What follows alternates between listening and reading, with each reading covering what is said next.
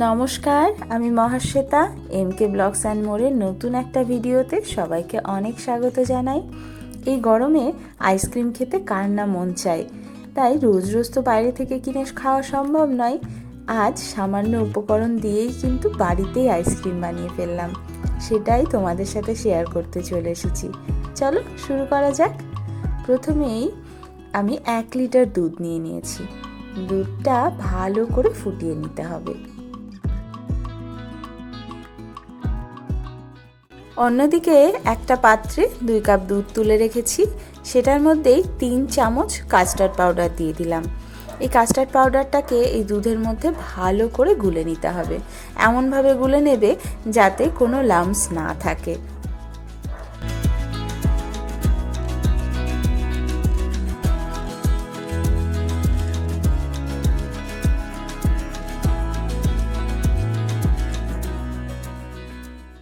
অন্যদিকে একটা পাত্রে আমি আমুলের একটু ফ্রেশ ক্রিম নিয়ে নিয়েছি।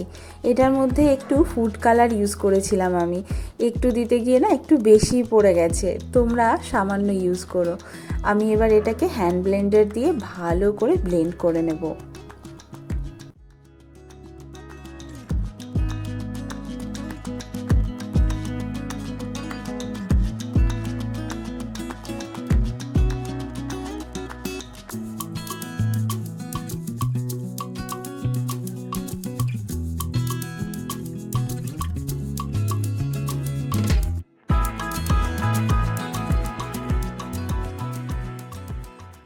এদিকে দুধটাও কিন্তু অনেকটা গাঢ় হয়ে এসেছে। এবার এটার মধ্যে আমি যে কাস্টার্ড পাউডারটা গুলে রেখেছি ওটা ধীরে ধীরে অ্যাড করে দেবো। এটা অ্যাড করতে করতেই কিন্তু হাতা দিয়ে কন্টিনিউয়াসলি নাড়তে হবে, না হলে লাম্পস চলে আসবে। কাস্টার্ড পাউডারটা দেওয়ার পর থেকে কিন্তু দুধটা আস্তে আস্তে গাঢ় হতে শুরু করবে। দেখো, দেখলেই বুঝতে পারবে অনেকটা ঠিক হয়ে এসছে। এবার ধীরে ধীরে এটাকে জাল দিতে হবে। এরপর আমি এটার মধ্যে বেশ কিছুটা পরিমাণে চিনি অ্যাড করে দেব। তোমরা যে যেমন মিষ্টি পছন্দ করো সেই স্বাদ অনুযায়ী চিনিটা ব্যবহার করো। এরপর ধীরে ধীরে ফোটাতে থাকতে হবে। দেখো, ফুটছে জিনিসটা, যতক্ষণ না এই কনসিস্টেন্সিতে আসবে ততক্ষণ কিন্তু ফোটাতে হবে।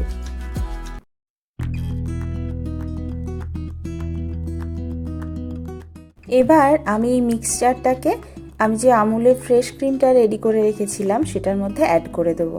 দিয়ে ব্লেন্ডার দিয়ে ভালো করে মিক্স করে নেব। যতক্ষণ না পর্যন্ত একটা স্মুথ মিক্সচার তৈরি হবে ততক্ষণ এটাকে আমি ব্লেন্ড করব।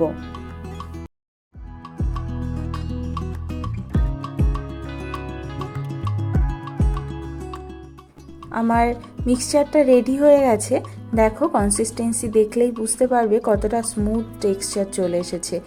এবার এটাকে আমি একটা প্লাস্টিক র্যাপার দিয়ে ভালো করে র্যাপ করে 30 মিনিটের জন্য ফ্রিজ আপ করব।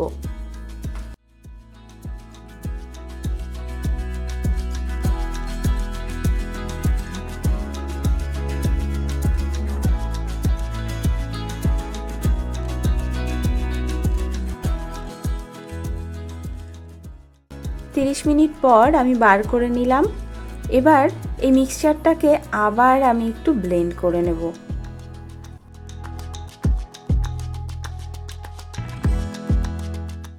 ব্যাস, আমার আইসক্রিম কিন্তু প্রায় রেডি। এবার একটা সুন্দর পাত্রে এটাকে ফ্রিজ আপ করব।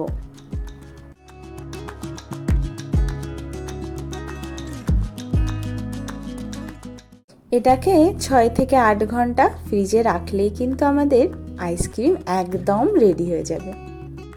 আমি একটু পেস্তা দিয়ে গার্নিশ করেছি, তোমরা চাইলে কাজু বাদাম, আমন্ড এগুলো ইউজ করতে পারো।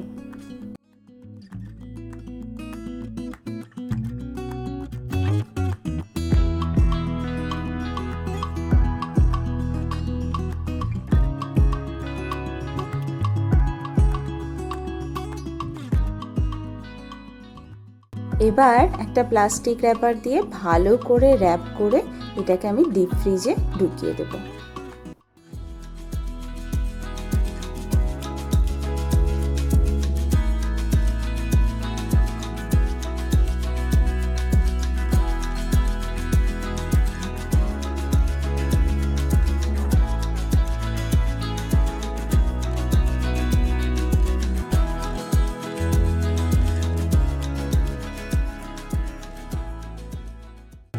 আমার আইসক্রিম কিন্তু একদম রেডি হয়ে গেছে। চলো তোমরাও দেখে নাও কেমন হলো।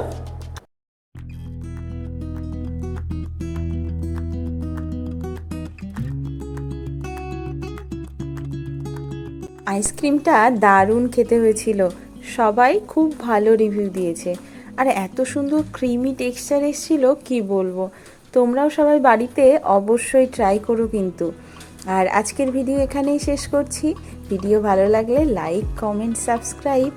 সবাই খুব ভালো থেকো, সুস্থ থেকো, সাবধানে থেকো। টাটা।